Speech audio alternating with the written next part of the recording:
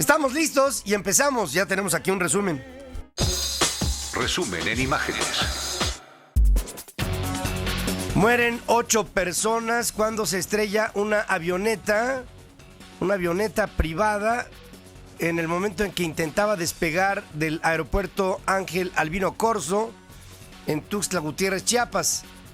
Fuertes rachas de viento de 30 hasta 40 kilómetros por hora cruzadas pudieron haber sido la causa del desplome de un Piper Navajo, una avioneta, matrícula XBEZY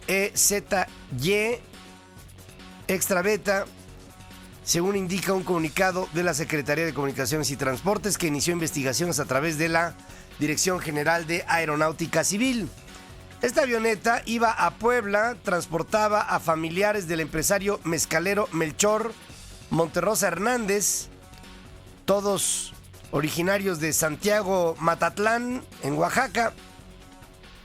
En el percance no iba Melchor Monterrosa, no iba el industrial, sino que iba su esposa, Antonia Méndez, 2 de sus hijos, 2 de sus nietos y el piloto Alfonso Jiménez y Pablo Gómez del Campo.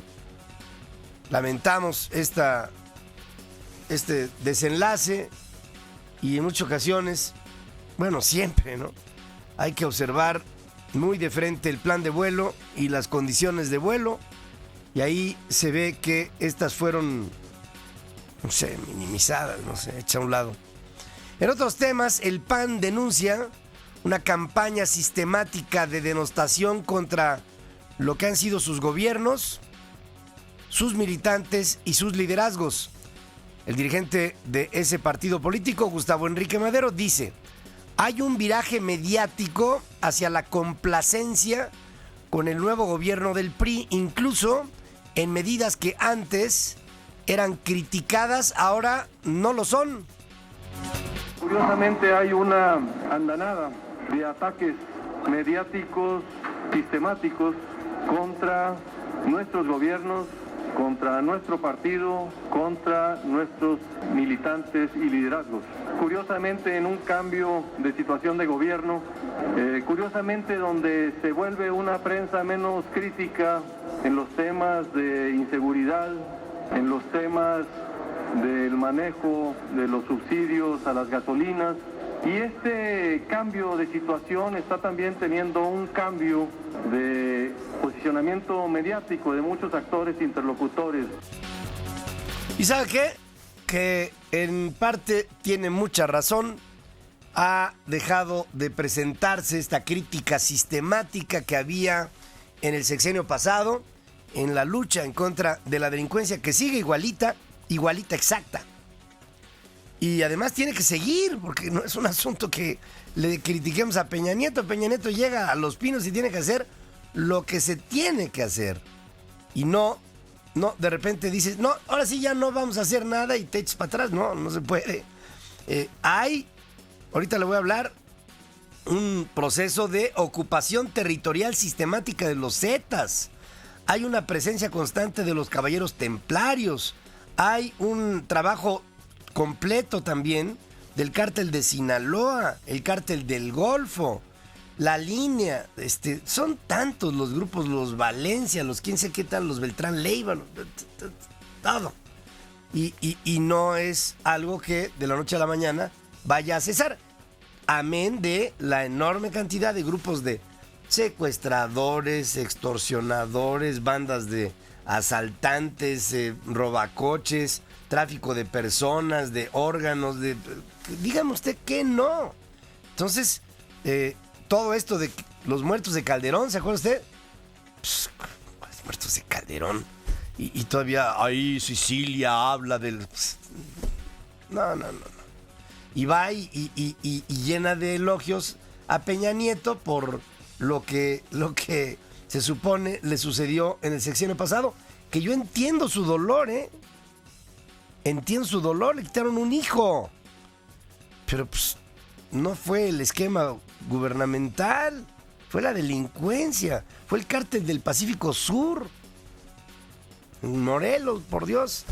Durante la sesión plenaria de senadores de ese partido político en Puebla, los legisladores expresaron críticas ante su dirigente nacional, Gustavo Enrique Madero, a los mecanismos del Pacto por México, que según dicen, está avasallando al poder legislativo y convirtiéndolo en una simple oficialía de partes. No vamos de acuerdo con esa idea, porque en este país se tiene que pactar, y el pactar, el hacer un pacto político, no implica subordinación, como ya lo venía diciendo Miguel Barbosa del PRD, ahora lo dicen en el PRI. Es un complejo el pensar así. No obstante, los senadores panistas manifestaron su apoyo a las reformas que se comprometieron a impulsar en el próximo periodo ordinario, una reforma energética que permite inversión privada en las energías y el complemento a reformas electorales, políticas, el tema de los plurinominales, el tema de la segunda vuelta, el tema de la reelección, el tema de los candidatos ciudadanos. Hay tantas cosas. Una aplicación cabal de una reforma educativa, según anuncia el coordinador del grupo parlamentario, el plurinominal senador Ernesto Cordero. Tendrá como consecuencia que podamos disponer de combustibles de manera más oportuna y a mejores precios. Eso va a beneficiar a los consumidores. El PRD externó su disposición a dialogar con el PRI y con el PAN sobre iniciativas en materia energética y hacendaria para alcanzar los mayores consensos y lograr su aprobación. Esto lo dice el líder de este partido, Jesús Zambrano, quien descarta que los 14 procesos electorales de este año pudieran poner en riesgo a los acuerdos contenidos en el Pacto por México. El pacto de ninguna manera significa que sigamos siendo adversarios políticos, especialmente en las contiendas electorales. El pacto no es la disolución de los partidos políticos, que en estados como Baja California debiéramos ir en alianza con el PAN y el PRD. México se ha rezagado en productividad, por lo que deben de alinearse esfuerzos para elevar la competitividad e impulsar el crecimiento a través de apoyos a la ciencia y a la tecnología, dice Enrique Peña Nieto cuando pone en marcha en Pachuca el proyecto La Ciudad del Conocimiento y la Cultura, que será el campus más extenso del Poli. México ha perdido competitividad, capacidad de crecimiento mayor, porque hemos perdido capacidad para ser más productivos. Y lo que queremos hacer es alinear el esfuerzo de todas las dependencias del gobierno de la República, la suma en su participación de las autoridades estatales, para lograr realmente elevar la productividad de los mexicanos. El secretario de Hacienda presentará una iniciativa de ley para reducir el costo del crédito bancario y beneficiar principalmente a las micro, a las pequeñas y a las medianas empresas, y confía en que esto sea debatido en el próximo periodo ordinario de sesiones que inicia en febrero. Reiteró que también se trabaja en otra iniciativa para ordenar las deudas de los estados y municipios, cuyo principal objetivo es reducir también el costo del financiamiento a los gobiernos locales, que están, ya sabe usted, sobreendeudados y emproblemados. Hasta ahora van 11 organizaciones que han manifestado su intención al IFE de constituirse en partidos políticos, según confirma el consejero presidente de la Comisión de Prerrogativas y Partidos Políticos, Marco Baños, luego de recibir la solicitud del Partido Socialdemócrata de manos de su representante Joaquín Salinas, que habla. Es por eso que traemos a todos los ciudadanos mexicanos una propuesta socialdemócrata que se basa en las libertades, se basa en la justicia social. Trabajaremos en dos vertientes fundamentales. Se refiere al ámbito de la supervivencia y, no menos importante, las que se refieren al ámbito de la convivencia. En Tabasco fue asesinado el exalcalde del municipio de Paraíso, Cristóbal Javier Angulo. El cadáver del ex munícipe perredista, que concluyó su gestión el pasado 31 de diciembre, fue encontrado dentro de su vehículo, que fue deliberadamente incendiado. En Morelos, el ex candidato del PAN a la presidencia municipal de Tlalquiltenango, Ignacio Domínguez, su esposa y su hijo fueron ejecutados anoche en su propia casa, según confirma el gobernador Graco Ramírez en su cuenta de Twitter. También en Morelos, la Policía Federal detuvo en Xochitepec a 7 integrantes de una banda de secuestradores, 5 hombres, 2 mujeres, todos ellos entre los 18 y los 24 años de edad.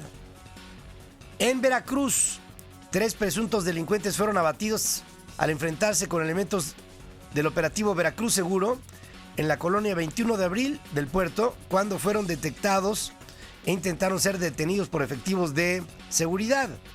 En Monclova, la ciudad de Monclova, en Coahuila, 2 presuntos delincuentes mueren al atacar a policías estatales que realizaban un recorrido por la colonia Progreso de esa localidad. Y en el Estado de México, 3 jóvenes ejecutados en el municipio de Los Reyes La Paz, Estado de México, junto a la autopista México-Puebla. Las primeras investigaciones indican que el móvil del homicidio estaría relacionado con viejas rencillas entre bandas en la zona. En Campeche, 11 pescadores que partieron entre lunes y martes en 5 lanchas desaparecieron en medio de un temporal por el Frente Frío 21, con fuertes vientos de hasta 70 kilómetros por hora que provocaron un fuerte oleaje. El mal tiempo va a continuar todo el fin de semana, según los pronósticos, lo que dificultaría las labores de búsqueda. Aeroméxico confirmó que mantiene planes de incorporar 19 aviones 787 Dreamliner a su flota, pues hay absoluta confianza en la empresa Boeing y en todos sus productos. En un comunicado, la aerolínea, que recibirá el primer aparato en julio, asegura que la decisión de comprar este tipo de avión responde a su compromiso de mantener una de las flotas más modernas, seguras y eficientes del mundo. Y también ya le dije, ¿no?, de que el aparato, el avión presidencial comprado, sí será el Dreamliner, sí será un 787 y no hay ahí marcha atrás. En el ámbito internacional, en el 2012, los Zetas se erigieron como el grupo criminal más activo y de mayor control territorial en México, a pesar del abatimiento de Heriberto Lascano, y esto lo dice la consultoría estadounidense Stratfor. La firma, especialista en temas militares, de inteligencia y seguridad a nivel global, explica que por segundo año consecutivo los Zetas se consolidaron como el cártel con mayor actividad, reforzando su presencia en estados clave como Jalisco y haciendo gala de su naturaleza violenta en otros como Sinaloa, bastión del cártel que comanda Joaquín El Chapo Guzmán. En su informe anual sobre el estado de la violencia en el país, Stratfor advierte que durante 2013 México enfrentará un panorama sombrío en materia de seguridad y la violencia seguirá siendo una amenaza constante, y añade: no es probable que a corto plazo se vean cambios significativos como resultado directo de las políticas de seguridad internas del nuevo gobierno, que requieren tiempo para dar resultados. El gobierno de Estados Unidos anuncia sanciones en contra de la organización narcotraficante mexicana de los Mesa Flores, rival poderoso del cártel de Sinaloa. El líder del cártel, Fausto Isidro Mesa Flores, otros 7 miembros de su familia y 3 empresas fueron oficialmente designadas como organización narcotraficante por el Departamento del Tesoro norteamericano. El cártel de los Mesa surgió en Guasave, en Sinaloa, y desde el año 2000 es responsable de ingresar a Estados Unidos grandes cantidades de metanfetaminas, de heroína, de marihuana y de cocaína. Su violenta disputa con el cártel de Sinaloa de El Chapo Guzmán ha castigado duramente al Estado, según dice este reporte de los Estados Unidos. Autoridades norteamericanas, por cierto, desmantelan una red de tráfico humano con fines de prostitución que operaba en la Florida, en Georgia y en las Carolinas. 57 personas fueron arrestadas y 11 víctimas rescatadas durante la operación Noche Oscura. Algunas mujeres eran llevadas a Estados Unidos de países como México y Nicaragua con promesas del sueño americano y luego eran obligadas a la prostitución. En Nueva York, Una pistola calibre 22 fue encontrada a un niño de 7 años en una escuela primaria en el condado de Queens. El chamaco llevaba el arma en su mochila junto a un cargador repleto de municiones.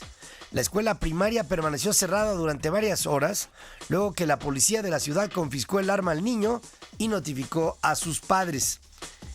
El alcalde de Los Ángeles, Antonio Villarraigosa, propuso al concilio de la ciudad, al consejo, evaluar acciones para poner fin a inversiones públicas locales en compañías que fabrican armas de asalto.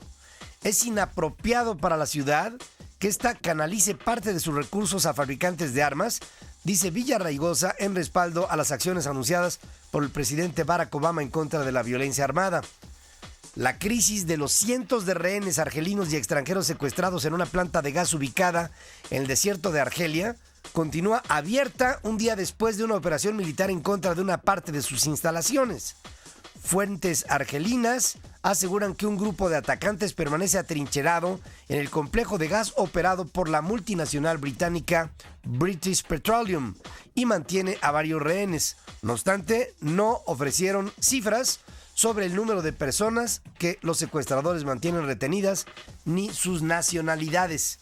Según la agencia estatal argelina APS, que citó a fuentes locales, durante el asalto el ejército de Argelia liberó a unos 600 trabajadores retenidos por islamitas junto con decenas de extranjeros. Sin dopaje habría sido imposible ganar el Tour de France, confesó abiertamente el ex ciclista norteamericano Lance Armstrong, luego de años de negociaciones y de mentiras en una entrevista que dio la presentadora Oprah Winfrey. No dije la verdad, repetí muchas veces una gran mentira, dijo Armstrong, cuando se le preguntó sobre su negativa a reconocer el dopaje en el pasado. El exciclista admitió que consumió sustancias prohibidas, como ya le dije. Sin prisa pero sin pausa, Oprah disparó de inicio las 5 preguntas que el mundo deseaba que Lance Armstrong respondiera con sinceridad desde hace más de una década. Yes or no? Did you ever take banned substances to enhance your cycling performance? Yes. Yes or no? Was one of those banned substances EPO? Yes. Did you ever blood dope or use blood transfusions to enhance your cycling performance? Yes. Did you ever use any other banned substances like testosterone, cortisone, or human growth hormone? Yes. Yes or no? All 7 of your Tour de France victories, did you ever take banned substances or blood dope? Yes. In your opinion, was it humanly possible to win the Tour de France without doping 7 times in a row? Not in my opinion. Qué bárbaro, se lo acabó, ¿eh?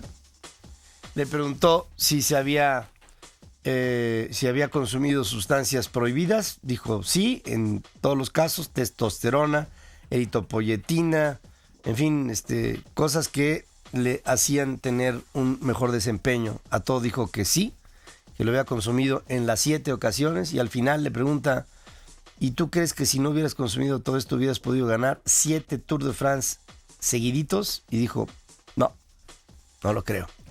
En el primer minuto de la entrevista y con apenas 5 monosílabos, el ex ciclista de 41 años derribó su gran mentira que creó desde que ganó el primer Tour de France en 1999 hasta el de el 2005 y que permaneció hasta ahora como un ícono, como un referente del ciclismo a nivel mundial.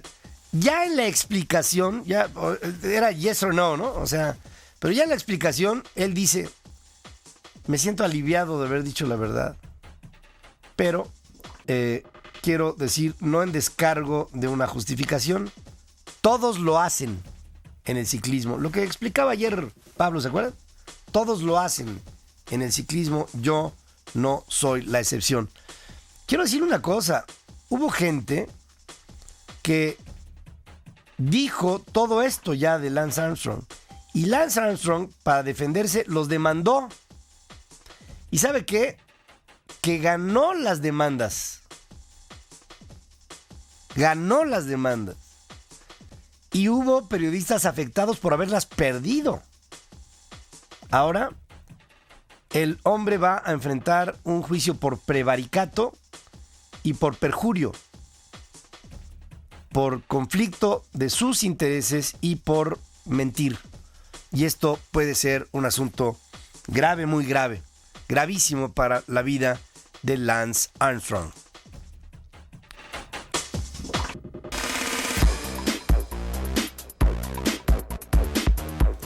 Y claro, ya Pablo nos hablará de las diversas reacciones que hay en el mundo deportivo luego de la confesión o serie de confesiones que hiciera Lance sobre este asunto.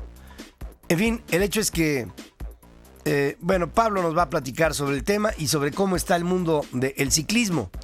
En otros asuntos, se pone en marcha la jornada 3 del torneo de clausura 2013. Jaguares recibe a Rayados a las 7 y a las 8 León recibirá al Toluca, todo tiempo del centro de México. Todo lo más importante, deportes. Más adelante, Pablo, aquí usted sabe.